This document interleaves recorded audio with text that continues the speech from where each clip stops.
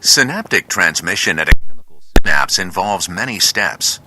Drugs that influence the normal activity at these synapses may act at any of these steps.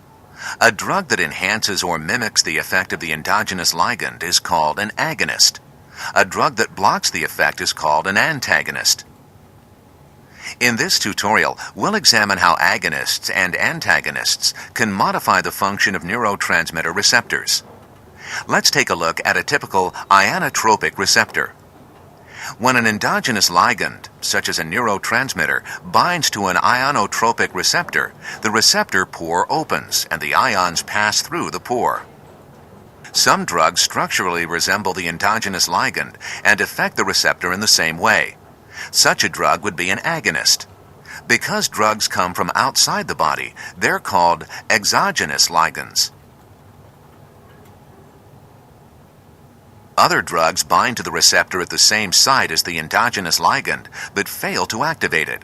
However, because they occupy the receptor site, they prevent the action of the endogenous ligand.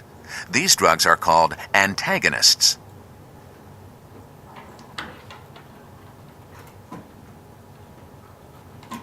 While many drugs bind to the same receptor site as the endogenous ligand, some receptors, for example the GABA receptor, contain several different binding sites for endogenous and exogenous ligands.